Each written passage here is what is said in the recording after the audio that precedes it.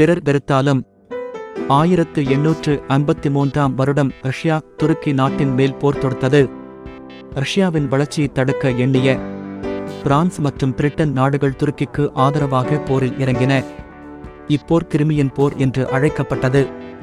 இருதரப்பிலும் ஏராளமான உயிர் சேதங்கள்.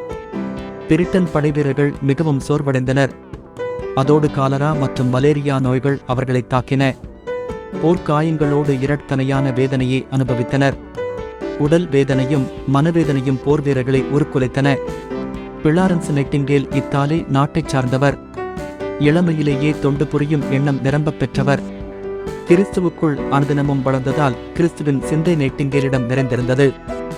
ஆண்டவருடைய சித்தத்திற்கு தன்னை முழுமையாக ஒப்படைத்து செவிலிய பயிற்சியை மேற்கொண்டார். பின்னர் அத்துறையில் மேற்பார்வையாளராக பணியாற்றிக் கொண்டிருக்கும் போதுதான் எதிர்பாராத அழைப்பு வந்தது. பிரிட்டிஷ் வீரர்களின் காயங்களை ஆற்றி அவர்களை மீண்டும் சகஜ நிலைக்கு திருப்பச் செய்ய ஃப்ளாரன்ஸ் நைட்டிங்கேல் அழைக்கப்பட்டார். சிட்னி எபார் என்ற போர்த்துறை அமைச்சரின் அழைப்பை ஏற்று 38 செவிலியர்களுடன் துருக்கிக்கு விரைந்தார். போர்வீரர்களின் தலைவர்கள் பலர் பெண்களின் சேவையை வெறுத்தனர்.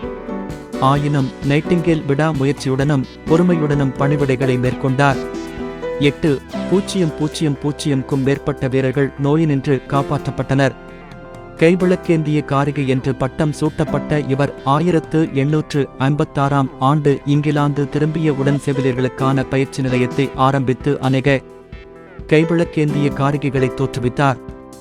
இதே நாளில் 1910 உயிர் திறந்தார். அன்பரே, நோய்வாய்ப்பட்ட மக்களுக்கு உங்கள் உதவி என்ன? வாழ்விலிருந்து வாழ்வுக்கு உலகோர் உன்னை பகைத்தாலும் உன்னை அழைத்த தேவனுக்கு உண்மையாக ஊழியம் செய்திட வேண்டும். ஏவனின் கரங்களில் ஆண்டவரே, உலகத்தின் போராட்டங்களை வெற்றி கொண்டு உமக்குச் சாட்சியாக நான் வாழ்ந்திடுவேன்.